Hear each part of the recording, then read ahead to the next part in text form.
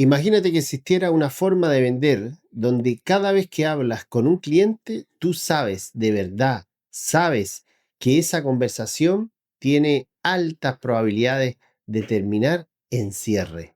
No porque el cliente venga decidido, sino porque tú sabes exactamente qué preguntarle, en qué orden y sabes cómo esas preguntas lo van moviendo paso a paso a un estado real de compra. Imagínate entrar a una llamada, a una reunión o incluso a un WhatsApp con la tranquilidad de no estar improvisando, no estar probando suerte, sino siguiendo un proceso claro que ya sabes que funciona.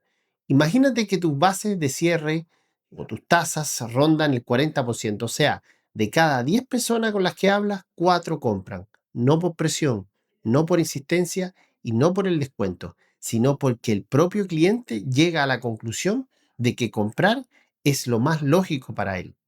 Ahora, compáralo con la realidad del mercado, donde la mayoría está cerrando entre un 13 y un 15%.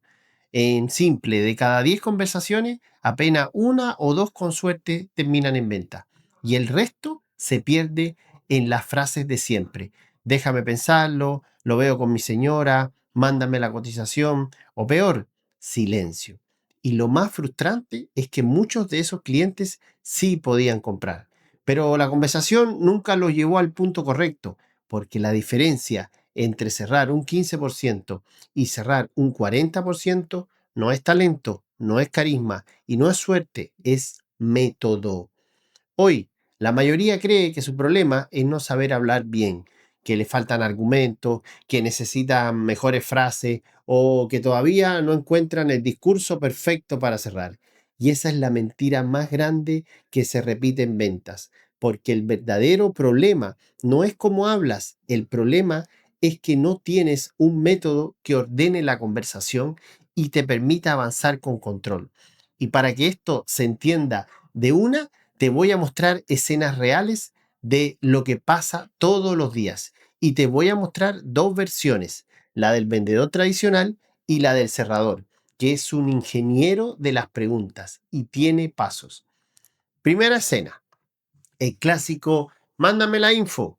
Llega el cliente, hay buena onda, conversa contigo, pregunta, tú explicas, le muestras opciones y cuando llega el momento clave, el cliente dice, ya, mándame la información y lo veo.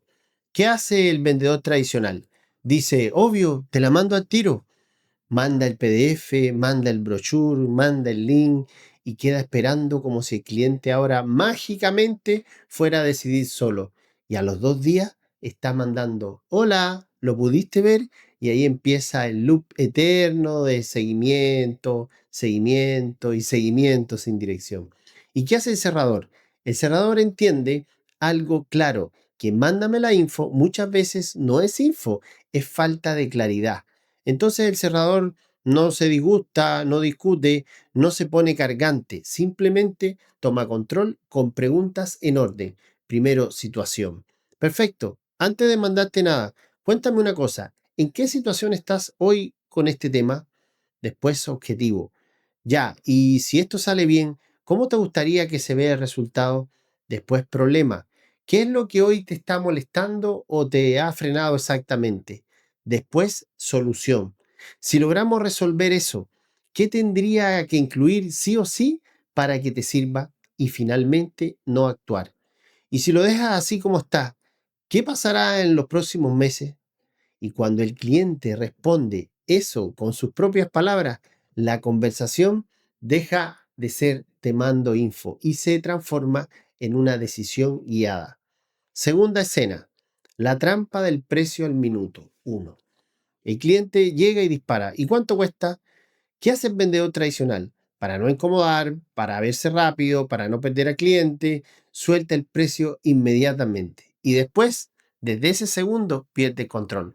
Porque todo lo que viene después es justificar, explicar y defenderse. Y el cliente ya se quedó pegado en que si está caro o barato, porque no ha visto el valor, no sabe si le sirve o no le sirve. Entonces, ¿qué hace el cerrador? Ingeniero de preguntas. El cerrador entiende qué precio sin contexto es veneno. Entonces responde sin ponerse pesado, pero con dirección. Te lo puedo decir, pero para que sea justo y no te dé un número al aire, dime algo primero. ¿Qué estás buscando lograr con esta compra? Y ahí vuelve el paso a paso. Situación, objetivo, problema, solución. Y recién cuando existe contexto, el precio se entiende como consecuencia, no como shock. Tercera escena, está caro.